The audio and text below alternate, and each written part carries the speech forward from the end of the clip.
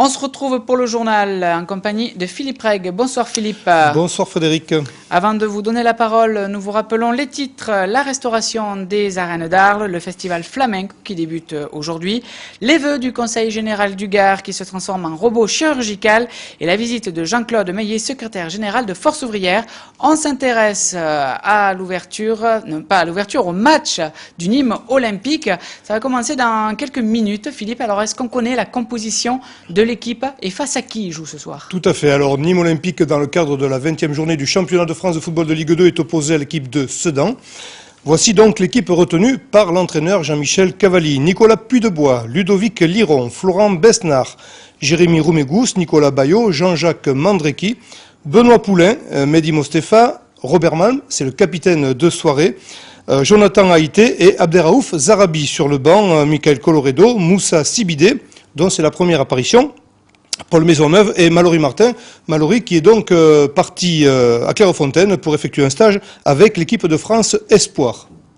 Est-ce qu'on continue sur le sport ou... Sur le sport, tout à fait, avec un scoop très important que nous a passé Nicolas Fabre. À 19h30, c'est super. Ça. Le match amical qui aura lieu au Costières vendredi 23 janvier à 17h, eh bien, opposera le Nîmes olympique à l'équipe de Nantes. Voilà, vous le savez. Autre information sur le sport? Alors en bref, non, des brèves, mais pas sur le sport, Frédéric. Notre sport, parce que je dois reprendre le sport, c'est une comment dirais-je, je voulais recommencer le sport début d'année. Je pense pas que j'aurai le courage, franchement. Bon, alors ben, on va le faire depuis le fauteuil. Non, là nous allons parler d'archéologie. Puisque lors d'une campagne de fouilles menée d'août à octobre 2007 dans le Rhône, l'équipe dirigée par l'archéologue Luc Long avait remonté une centaine de pièces, parmi lesquelles un buste de Jules César en marbre d'une masse d'environ 20 kg. Il est prévu que ces pièces rares soient prochainement exposées au musée départemental d'Arles. Or, le président de la région Languedoc-Roussillon, Georges Frêche, ne l'entend pas de cette oreille et intente en justice pour tenter de récupérer quelques pièces exhumées des eaux du Rhône, dont le buste de César, qui reste la découverte majeure de ces fouilles archéologiques. À cette initiative, le président de la région Provence-Alpes-Côte d'Azur, Michel Vauzel, répond que ces pièces ont été découvertes sur le territoire d'Arles et se dit surpris, je cite, d'apprendre par voie de presse cette soudaine velléité du président de Languedoc-Roussillon, fin de citation, et confirme son désir de voir ces pièces rejoindre finalement le musée départemental d'Arles, tout en résumant par cette phrase, je le cite, il est dérisoire de chercher à entamer une nouvelle guerre des Gaules, fin de citation. Il sera donc du ressort de la justice de rendre César à qui il appartient.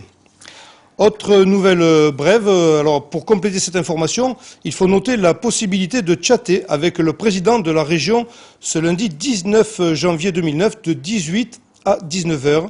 Les internautes désireux de s'entretenir avec le président Languedoc-Roussillon pourront se connecter sur le site internet de la région www.laregionavance.fr. Une première initiative qui devrait donner lieu tout au long de l'année à d'autres rendez-vous interactifs thématiques sur les enjeux forts de notre région. Et puis, c'est décidé. Le sénateur-maire de Béziers, Raymond Couder, a annoncé ce vendredi 16 janvier sa candidature à la candidature UMP pour les élections régionales. Ils seront donc au nombre de 3, les candidats déclarés pour la droite. Raymond Couder complète en effet la liste sur laquelle figurent déjà les noms de Christian Jean-Jean, le maire de Palavas-les-Flots, et de Christophe Rivinck, actuel directeur de cabinet du maire d'Alès, Jean Roustan. Et puis une autre nouvelle, une autre information, les restaurants du cœur nous informent que des personnes mal intentionnées pratiquent actuellement sur Nîmes la vente à domicile au nom des Restos du Cœur. Et de rajouter que cette pratique est formellement interdite au sein de l'association fondée par Coluche. En nous priant de bien vouloir diffuser cette information, dont acte.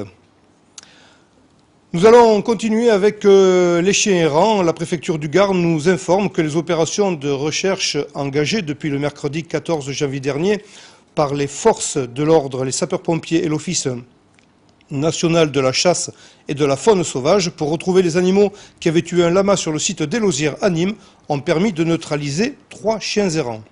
2 chiens ont dû être abattus, un autre a été capturé vivant avant d'être placé en fourrière.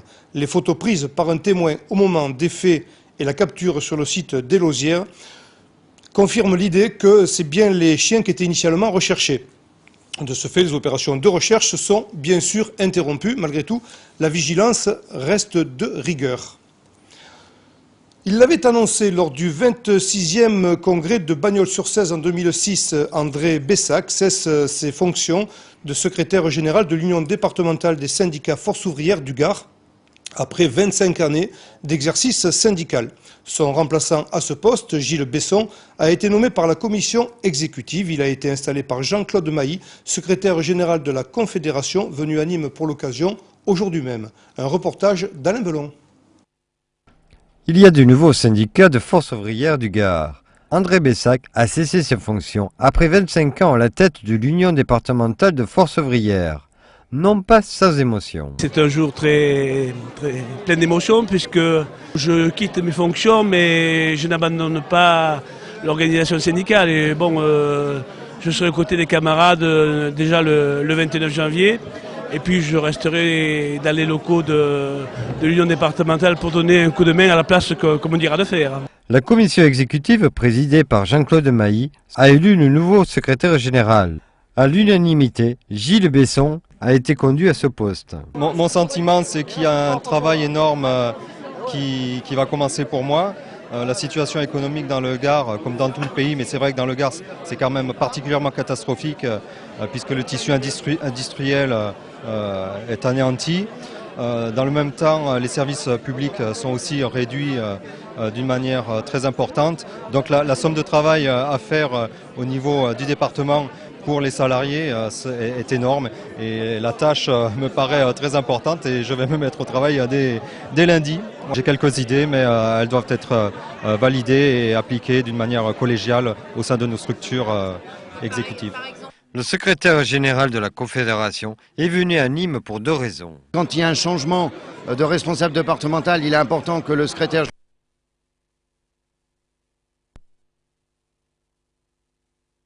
qui part et accueillir le nouveau responsable qui est élu par l'Union départementale. Ça, c'est la première raison. La deuxième raison, bon, André Bessac, ça fait plus de 25 ans qu'on se connaît. On est milite ensemble dans la même organisation, c'est évident, mais on était amis également.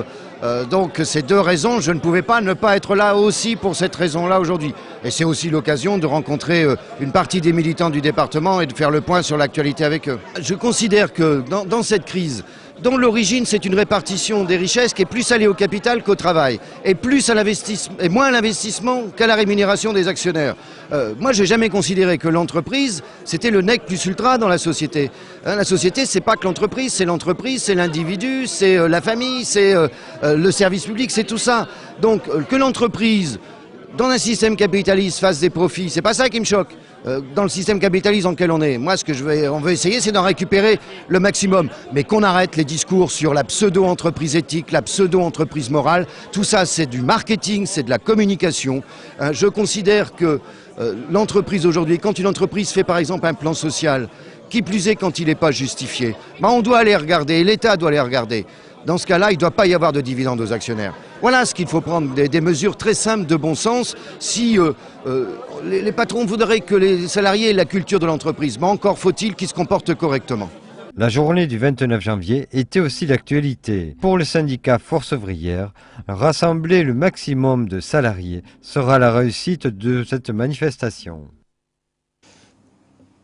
Damien Alary présentait ce vendredi 16 janvier 2009 les vœux au nom du Conseil général dont il est le président. Tenant compte du contexte économique, le président de l'instance départementale a choisi de faire simple. L'argent des vœux profitera tout simplement à l'hôpital Carremo, comme nous l'explique Pierre-Paul Castelli. Mieux que les petits fours, le robot chirurgical. Damien Alary, le président du Conseil général du Gard, en avait déçu certains et ravi d'autres en annonçant en décembre dernier l'annulation de toutes les cérémonies de vœux de son institution. Mais que faire des 500 000 € ainsi économisés sur 4 ans? Le Conseil général souhaitait les affecter à une cause humanitaire et c'est le CHU de Nîmes qui remporte le gros lot. L'argent des vœux servira finalement à compléter le financement d'un robot chirurgical qui manquait au plateau technique de Carremo. C'est une très bonne matinée pour nous aujourd'hui puisque nous avons confirmation de l'aide du Conseil général que nous remercions beaucoup. Ce robot, c'est une aide à la celluliochirurgie. C'est-à-dire que le chirurgien qui opère en celluliochirurgie, il va céder d'une machine guidée par un ordinateur. Et grâce à cet ordinateur, d'une part, il voit beaucoup mieux. Il a une vision en 3 dimensions et d'autre part, il peut tourner les outils dans tous les sens, croiser, faire les nœuds à l'endroit, à l'envers, couper, coaguler. Donc nous espérons beaucoup que dans le futur, nous allons encore progresser en chirurgie. Le premier robot de ce type de la région a été installé à la clinique Kenval à Nîmes en décembre dernier. Le CHU Carremo sera donc le premier établissement public de la région doté d'un tel outil. Ça va nous apporter, premièrement, de tester les nouvelles technologies, deuxièmement, de pouvoir former les jeunes sur ces outils. Or, comment vont opérer des gens qui vont s'installer dans 10 ans s'ils n'ont pas été formés aux nouvelles technologies? Et troisièmement, pour nous, en tant que CHU, ça va nous permettre de garder des jeunes chirurgiens qui auront une attractivité et un travail original. Séduit par un projet qui renforce le réseau départemental constitué autour du CHU Carremo, le président du Conseil général du Gard savoure son effet de surprise. Je pensais que faire une opération de santé publique en direction d'un service public et l'hôpital, participer à l'achat de ce robot qui n'était pas possible sans la subvention du département, sans le don du département, c'est-à-dire le don des Gardoises et des Gardois, parce que c'est des deniers publics qui vont retourner au public, mais pour une excellente efficacité. Il reste à espérer pour les vrais amateurs de petits fours qu'un cocktail de choix soit préparé pour l'inauguration du robot. Ce sera au printemps prochain. Dispositif anti-crise dans le domaine de l'automobile. L'Union européenne, tout comme le gouvernement français, planche sur des mesures s'opposant à la crise économique ou tentant de le faire. Bien que moins impactés que ses voisins européens en matière de vente, les constructeurs du secteur automobile français sont touchés de plein fouet. Le point avec Olivier Michel. Prime à la casse, bonus écologique et ristourne des concessionnaires ont eu leur effet sur le marché de l'automobile français. Malgré une baisse record des ventes en décembre 2008 de 15,8%, sur l'année, cette baisse reste de 6,8% et elle est dans le Gard de 0,8%. Tout ne va donc pas si mal dans le secteur de la vente. C'est pas catastrophique, on a connu des années de hausse, des années de baisse. Et quand on le compare avec l'année 2007, avec l'année 2006, 2 ans auparavant, le marché 2008 a été en fait légèrement en hausse par rapport au marché 2006. En baisse par rapport au marché 2007, mais en hausse par rapport au marché 2006. Nous vendons actuellement, grâce aux aides gouvernementales, beaucoup plus de véhicules que l'année dernière, surtout sur les petites voitures comme Clio, Twingo et Modus. Donc une crise, mais pas réelle, parce que nous vendons plus de voitures. Mais avec des voitures neuves vendues à moins de 10 000 €, ce sont désormais les stocks d'occasion qui s'amassent. Un client peut aller jusqu'à 1 700 € de réduction gouvernementale, plus les remises qui sont faites par les constructeurs actuellement. Le marché de l'occasion récent est actuellement très difficile, oui, sur les produits de moins de 18 mois. À ça s'ajoute le fait que les gens qui ont des véhicules anciens ont quelquefois des difficultés à trouver les moyens nécessaires pour acheter un véhicule neuf. Et nous, au niveau du CNPA, proposons que les mesures en faveur des véhicules neufs soient étendues aux véhicules d'occasion récents, de façon à permettre à des gens qui ont des véhicules de plus de 10 ans et qui n'ont peut-être pas les moyens d'acheter un véhicule neuf, d'acheter un véhicule d'occasion récent. Avec du chômage technique, des licenciements et des arrêts de chaîne de travail, ce sont finalement les constructeurs français qui font les frais de la crise européenne. Parce que le marché espagnol au mois de décembre a chuté de 50%. Les marchés italiens, les marchés anglais ont également subi de lourdes baisses de marché, de commandes et d'immatriculations. Et les constructeurs français ne vendent pas uniquement en France, ils vendent bien sûr partout en Europe, notamment bien sûr sur l'Espagne et l'Angleterre, et également partout dans le monde. Et c'est ces marchés extérieurs à la France qui ont le plus pâti de la conjoncture économique générale. Les constructeurs français et européens devraient en 2009 profiter de nouveaux avantages. Réunis aujourd'hui à Bruxelles, les ministres des États membres ont planché sur le plan d'aide européen. Hier à Vesoul, Nicolas Sarkozy a réaffirmé son intention de ne pas laisser tomber le secteur automobile avec des allègements de charges et un renforcement des fonds propres des constructeurs, avec pour objectif celui de relancer les crédits à la consommation. Alors c'est vrai qu'il y a aussi un problème de financement, tout est parti d'ailleurs des problèmes de financement. Les banques des sociétés automobiles ont du mal à se refinancer, leurs taux de refinancement sont élevés.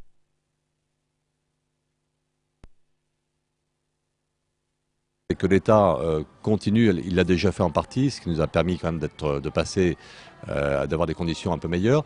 Mais on a besoin de l'appui de l'État pour permettre en fait un refinancement à des coûts relativement faibles, permettant de répercuter donc un crédit à bon marché au niveau des consommateurs. Outre les mesures en attente et les promotions, le secteur automobile français compte bien faire face à la crise à grand renfort de nouveautés. En 2009, 18 nouveaux modèles ou voitures restylées devraient voir le jour. À noter que de nouvelles mesures devraient émaner des états généraux de l'automobile qui se dérouleront mardi 20 janvier prochain. Les Français désireux d'acheter un véhicule peuvent s'attendre à des prix cassés sur les véhicules d'occasion. Le patrimoine culturel de la ville d'Arles affecte la somme de 30 millions d'euros pour la restauration des arènes de la cité antique. Il s'agit donc d'une nouvelle tranche de travaux entamés en l'an 2000 et visant à remettre à neuf les 60 arcades du creuset 2 fois millénaire. Les détails avec Frédéric Siller et Arnaud Rondan.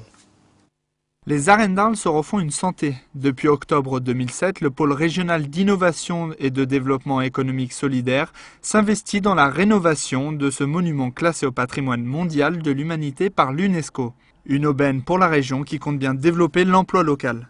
On s'est doté d'un certain nombre d'outils et de pouvoir, dans le cadre de ce prix d'Esla, avoir une logique économique de création de richesses et de développement d'emplois locaux s'appuyant sur des TPE locales.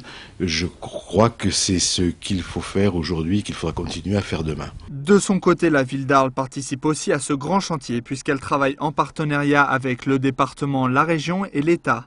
Un chantier qui coûte 22 millions d'euros, dont 5% sont pris en charge par la ville.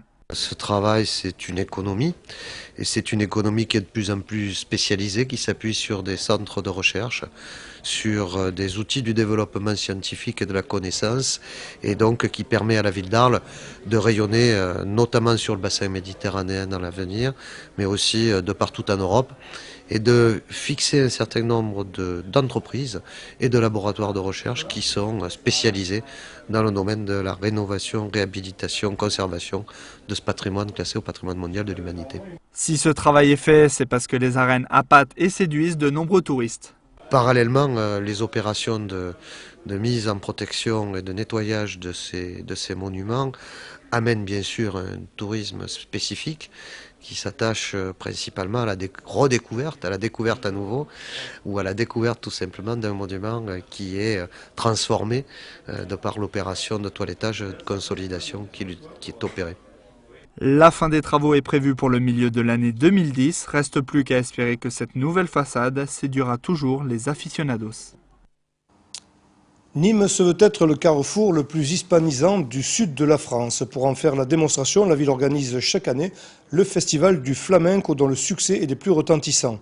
À partir de demain, samedi 17 janvier 2009, la capitale gardoise se mettra donc aux couleurs de l'Espagne et les plus grandes voix de l'art flamenco résonneront au théâtre de Nîmes, au théâtre Odéon et dans les murs de la cour d'appel de Nîmes dans le cadre de la 19e édition du festival. Les détails avec Nicolas Pinchino.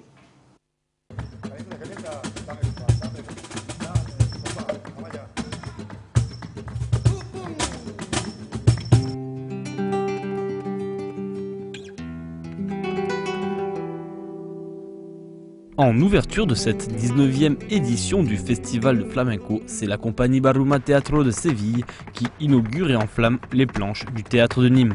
Malgama est un spectacle de danse dans lequel interviennent trapézistes et jongleurs, le tout au rythme de la guitare et du chant flamenco.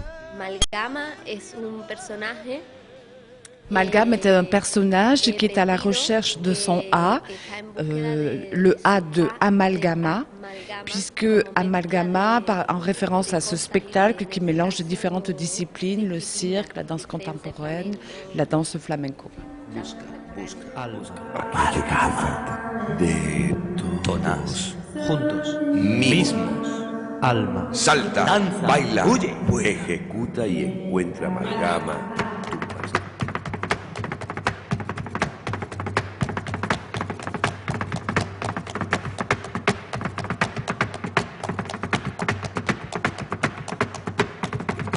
Quand même une chanteuse, une très bonne chanteuse, un très bon guitariste, et il y a une très grande danseuse, puisque la danseuse de Malgama a reçu le prix de la révélation danse de la Biennale de Séville. Choni a eu le premier prix de révélation de la jeunesse, donc je pense qu'on va la revoir très vite à Nîmes.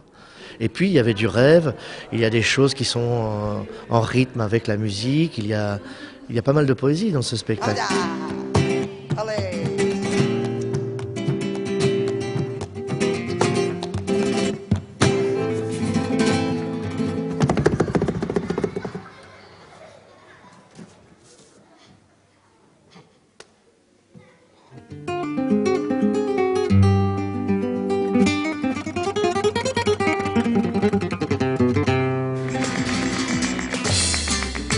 Un spectacle d'ouverture qui était joué ces jeudis 15 et vendredi 16 janvier devant près de 2500 scolaires et qui sera proposé au tout public ce samedi 17 janvier. Ça en est parti donc pour cette 19e édition. En tout cas sur le papier ça l'est, les conditions, l'organisation est prête, le théâtre de Nîmes est en ordre de marche. Donc voilà, tout est réuni pour un grand festival et je pense que les soirées vont s'enchaîner brillamment. Est-ce qu'il y a des artistes qui ont demandé à rester un petit peu plus pour pouvoir voir d'autres soirs ou assister à... Oui, alors il y a des artistes qui feront leur concert et ont demandé à rester pour voir le concert de celui d'après. Voilà, c'est le cas pour la Nuit du Chant, qui est exceptionnelle. Même en Espagne, si d'ailleurs les artistes eux-mêmes demandent à rester, alors qu'ils pourraient rentrer en Espagne, pourraient faire un autre concert et même annuler certains concerts, c'est que cette Nuit du Chant est exceptionnelle. En Espagne, elle ne s'est jamais produite. Donc jeudi, et je précise qu'il reste quelques places. Et c'est le cas aussi pour l'hommage à José Galvan. Car aussi, tous les Galvan réunis, ça ne s'est jamais vu nulle part. C'est l'événement que le théâtre souhaitait en tout cas. José Galvan, c'est complet. Les 2 représentations de Morales sont complètes. Le tribunal, c'est complet. L'Odéon, toutes les places assises sont déjà vendues. Et une grosse partie du debout aussi. Voilà, donc il y a toujours une part pour le guichet. Mais voilà, il reste, je vous dis, une dizaine de places, enfin 2-3 douzaines de places pour être précis sur la Nuit du Chant. Malheureusement, on ne peut pas pousser les murs. Voilà, mais bon, voilà, on se rattrapera sur, je pense, le festival, l'anniversaire du festival 2010, où on va s'installer, je crois, le concept de 20 ans, 20 jours, plaira certainement à la Fission. 20 ans, 20 jours, effectivement, cela semble intéressant. Pour l'heure, nous sommes en 2009 et si les artistes restent plusieurs jours, il sera sans doute possible de les croiser dans les restaurants ou cafés de la ville, peut-être même guitare à la main. C'est donc toute une ville qui s'apprête à vivre à l'heure flamenca. Levé tard et couché au bout de la nuit. Les artistes peintres et photographes s'installent eux aussi en divers lieux de la ville, comme ici au Café de Paris sur le boulevard Victor Hugo, dont le nouveau propriétaire s'apprête à vivre son premier festival. C'est-à-dire qu'on va rester sur le thème toute la semaine du flamenco, et ça s'associe bien avec nos traditions du sud de chez nous, en termes de tauromachie, en termes de courses camarguaises. Donc Nîmes est quand même une ville assez culturelle. Donc c'est bien, ça fait un week-end assez mouvementé et surtout avec des personnes comme Karima. Karima M, photographe qui à peine quelques semaines après la sortie d'un calendrier continue de présenter son travail. Cette fois-ci bien sûr sur le thème du flamenco. La photographe nîmoise propose d'ailleurs plusieurs expositions lors de ce festival. Le premier lieu, c'est le Café de Paris.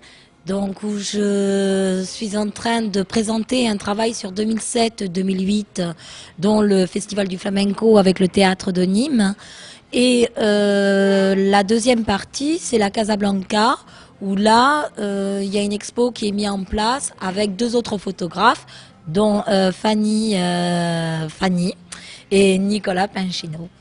Les photographies de Karima M seront également projetées sur la Maison Carrée aux côtés de 4 autres photographes. Allez. Allez. Cette première édition du journal du festival touche à sa fin, mais on se retrouve tous les soirs du festival pour suivre pas à pas cette 19e édition, et ce jusqu'au 28 janvier. Mucha suerte.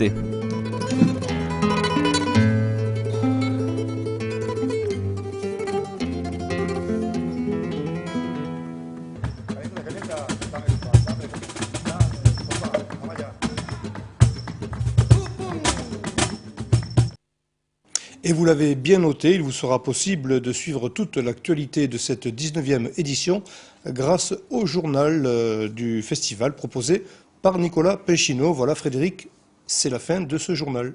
On souhaite quand même courage aux crocos. Allez les crocos. Allez les crocos. Merci Philippe pour toutes ces informations. Merci à vous, cher public, d'être fidèles, bien sûr, au rendez-vous des aléas du direct tout au long de la semaine. C'est le week-end. Passez une très très bonne soirée en notre compagnie sur Télémiroir. Dans quelques secondes, le carrousel, suivi de votre soirée humour. Merci beaucoup et à lundi. Au revoir.